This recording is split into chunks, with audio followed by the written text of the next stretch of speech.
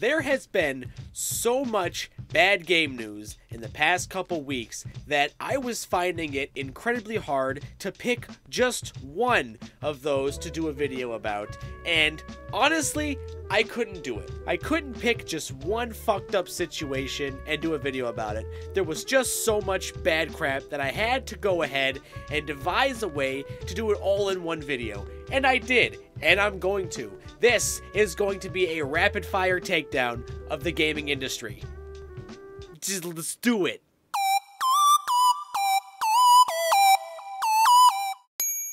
Oh dear me, where do we even begin?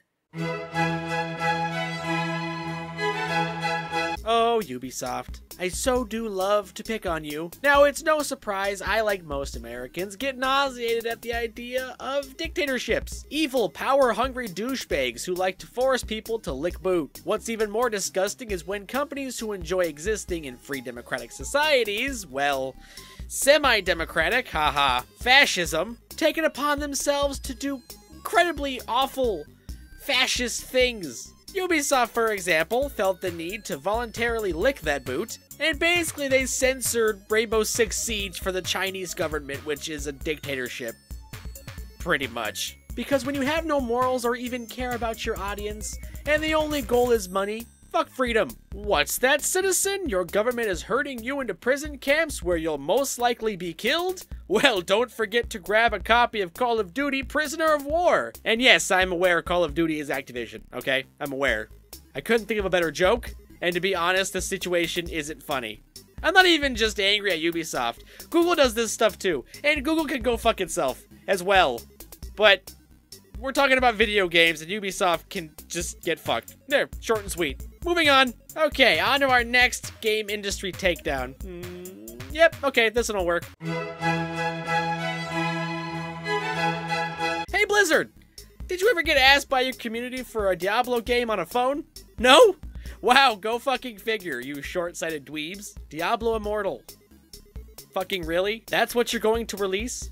That's what you expected to get you good press? You thick dickheads! It's not even enough that your company created the loot box travesty that has plagued the industry since Overwatch's launch. But now, you get to follow in the footsteps of most major game companies and take a piss all over your customer base.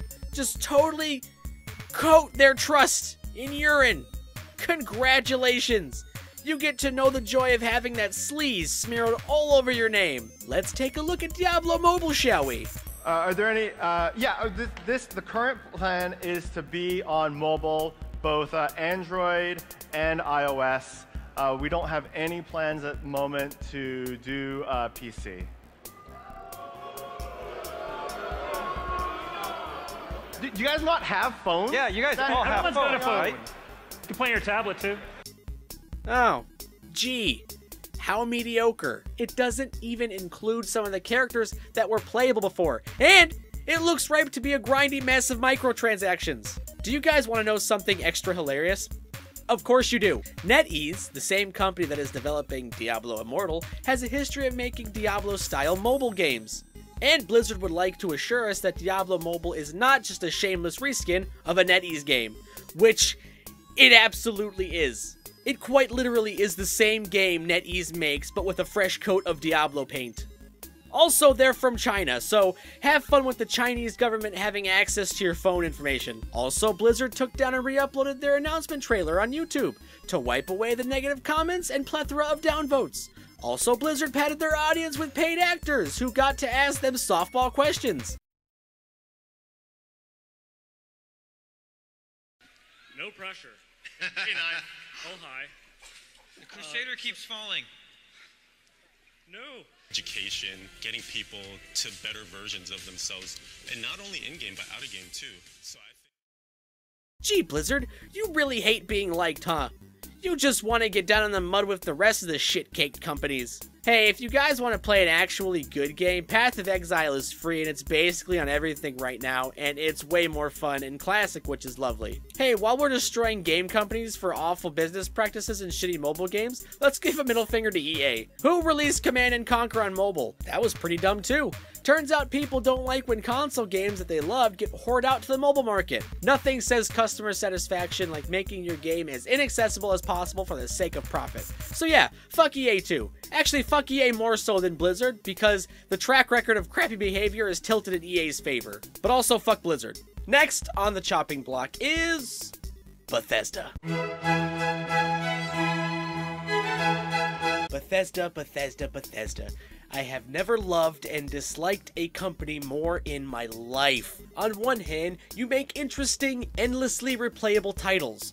On the other hand, you did horse armor. Your characters and stories are engaging, but your games are glitchy as fuck. You're vastly less sleazy than most major game studios, but you refuse to make a new game engine even though the current one you use is starting to look like dog shit. I am awestruck at the level of ineptitude when it comes to Bethesda making an online multiplayer experience. I would have thought a company as monolithic as Bethesda would take the lessons learned from Elder Scrolls Online and use them for Fallout 76. Too bad I was fucking wrong. Not only did Bethesda fuck up the launch of Fallout 76 beta, having to patch a bug that completely deleted its metric fuck ton of data after you downloaded it the first time, but the launch of their latest Fallout franchise title was fucking embarrassing. Quite why Bethesda keeps doing this with its biggest, most sought-after titles is something that eludes me. Like all Bethesda games of date, Fallout 76 is fucking broken. Glitches galore. Missions that cannot be completed. Enemies that phase in and out of the map.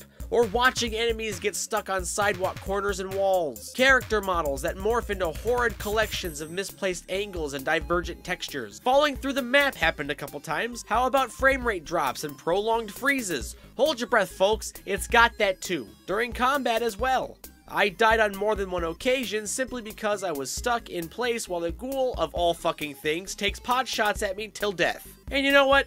Whatever. Glitches in Bethesda games is like fish in a lake. You frankly expect it and you aren't all that surprised. The main reason why Fallout 76 can't function is because, shocker, it's still run on the oldest fuck creation engine. I mean, the fucking creation engine barely functions when it's just me playing, but putting a whole server on that shit is just irresponsible. But hey, what else did Bethesda fuck up? How about the story? Which there isn't really. It's especially great that Bethesda added 0 NPC characters to steer you in the direction of content. Spoon-fed plot points dripped to the player, mainly in the form of holotapes and terminals. This is especially frustrating when you remember that Elder Scrolls Online does have NPC quest givers. I mean, fuck! It's just so goddamn boring. All of the charm and excitement of the Fallout games just sucked out, leaving an uninteresting scaffolding that buy more content plaques can be hanged on. But the cherry on this Dick Sunday has gotta be the fact Bethesda completely fucked the VAT system. Arguably the most iconic combat mechanic in the Fallout universe, and Bethesda managed to completely fuck it up. It no longer freezes time to allow for shots, and honestly, you can't do that because it's a live multiplayer game. You can't randomly freeze time around you. How would other players in the area react? Maybe this type of game, with its obvious anti-multiplayer mechanics, shouldn't have become a multiplayer game. Maybe, just fucking maybe, no one asked for this or wanted it, and it should have been made. But hey, Bethesda needs money, right? Ah, man, okay. Who's next? Activision. Sure, fuck them too. Let's see what they did recently. Oh yeah, that's right, releasing a game that didn't have microtransactions and then retroactively ham-fisting them in. And in doing so, completely destroy the progression of the game. Put a big check mark next to the box that says take a huge shit on something that was pretty okay. Now, I'm not going to sit here and speak to the virtue of Call of Duty, because we all know COD hasn't been anything approaching decent for quite some time now.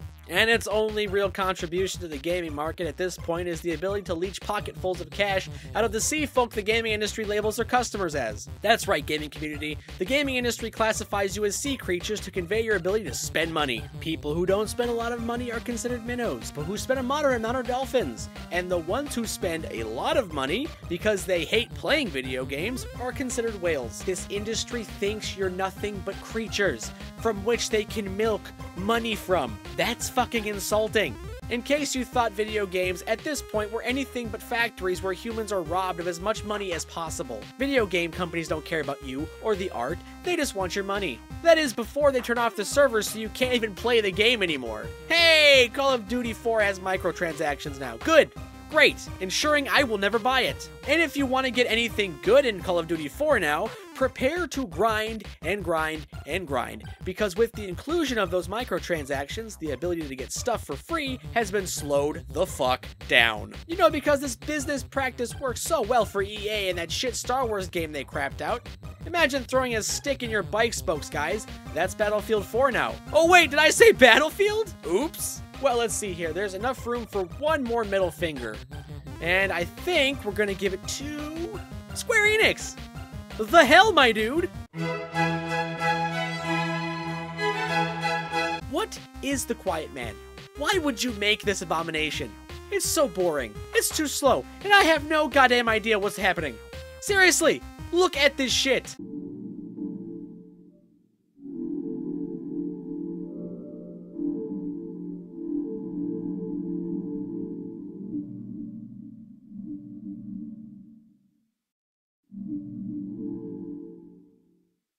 What is that?